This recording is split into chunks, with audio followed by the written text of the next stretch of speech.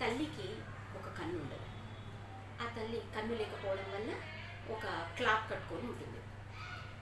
కూతురికి తల్లి అలా క్లాత్ కట్టుకొని కళ్ళు లేకుండా అలా ఉండడము చాలా ఇబ్బందికరంగా, అంటే ఎలాగా, అసహ్యంగా, ఎదుటి వాళ్ళు మీ అమ్మ ఇలా ఉందే అని అంటారన్న నామోషి. దాంతో స్కూల్కి ఏదైనా లంచ్ తెచ్చినప్పుడు కానీ, ఎప్పుడైనా ఫ్రెండ్స్తో బయటకు వెళ్ళినప్పుడు కానీ, మా అమ్మ ఇలా ఉంది అని అంటారేమో, పిల్లలు భయపడతారేమో, అలా అని ఎప్పుడు తల్లిని అసహించుకుంటా ఉండేదన్నమాట. అలాగే రోజులు గడుస్తున్న కొద్దీ ఆ అమ్మాయి తల్లి మీద అలాగే అసహ్యాన్ని పెంచుకుంటూ వెళ్ళిపోయింది. తల్లి మాత్రం ఆవేదనను దిగమింగుకుంటూ, ఉన్న ఒక్కగానొక్క కూతురు అసహించుకుంటున్నా దాన్ని యాక్సెప్ట్ చేసుకుంటూ, బిడ్డకు దూరంగా తనకు కనపడకుండా, ఒకవేళ స్కూల్కి వెళ్ళినా పిల్లలెవరికి కనపడకుండా అలా జాగ్రత్తగా నడుపుకుంటూ పిల్ల చదువు సాగిస్తూ ఉంది. పాప రోజు రోజుకి ఎదుగుతూ ఉంది, క్లాసులు మారుతున్నాయి, చదువుతూ ఉంది. చివరికి పెళ్ళిడికి వచ్చేసింది, మంచి ఉద్యోగానికి వెళ్ళిపోయింది. తల్లి ఎక్కడుందో తెలీదు, అంటే ఎదుటి పడద్దని చెప్పేసింది కదా. ఇంకా తల్లి తను బ్యాక్గ్రౌండ్లోనే తను చేయాల్సిన ధర్మాన్ని నిర్వర్తించుకుంటూ బిడ్డకి ఎంతో చేసుకుంటూ వెళ్తుంది. కానీ ఈ కూతురు పెళ్ళయింది, 2 పిల్లలకి తల్లి అయింది, మంచి కుటుంబము, హ్యాపీగా ఎక్కడో ఒక చోట ఉన్నారు.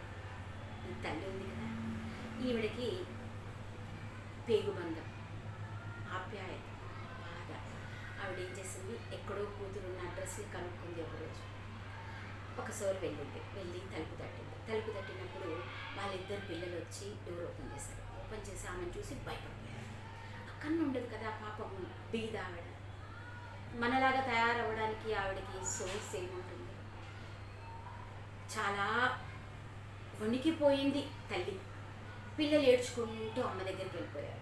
ఎవరా అని బయటకు వచ్చి చూసింది. తల్లి అన్న ప్రేమ కంటే పిల్లలు భయపడ్డారన్న ఇక్కడ తన తల్లి ప్రేమ తనకి ఎక్కువగా అనిపించింది. మళ్ళీ అరిచేసి, నిన్ను రావద్దన్నాను కదా, ఎందుకు వచ్చావు, వెళ్ళు వెళ్ళు అని తల్లిని కొట్టేసింది. పాపం తల్లి ఏడ్చుకుంటూ వెళ్ళిపోయింది. కొంతకాలం తర్వాత తల్లి ఉన్న ఊరు నుంచి ఒక ఇంటి ఓనరు లెటర్ పంపించారు. లెటర్ ఓపెన్ చేసింది, చదవడం స్టార్ట్ చేసింది కూతురు. తల్లి ఇలా రాసింది బిడ్డకి, బిడ్డ, నువ్వు చిన్నప్పుడు 6 ఏళ్ల వయసు ఉన్నప్పుడు ఇంటి నుంచి ఊరికి బయటికి వెళ్ళిపోయి ఒక యాక్సిడెంట్ అయింది. యాక్సిడెంట్ అయినప్పుడు నీ కన్ను పోయింది. నాకు ఇంత లోకం చూసిన నాకు 2 కళ్ళు ఎందుకు, నా బిడ్డకి ఇద్దామని చెప్పి నా కన్ను తీసి నీకు పెట్టాను. నేను ఆ రోజు అలా చేయడం మంచిదైంది. ఎందుకంటే నేను పడ్డ బాధ చిన్నప్పటి నుంచి నువ్వు పడాల్సి వచ్చేది. ఆ బాధ ఎంత ఘోరంగా ఉన్నది నేను అనుభవించాను. నా బిడ్డకు ఆ బాధ రాకూడదు. అంతే. ఆ లెటర్ చదివిన కూతురు ఆకాశం వచ్చి నెత్తి మీద పడ్డంత, పిడుగు పడ్డంత బాధతో కుంగిపోయింది. ఇప్పుడు కుంగిపోయి ప్రయోజనం ఏమిటి?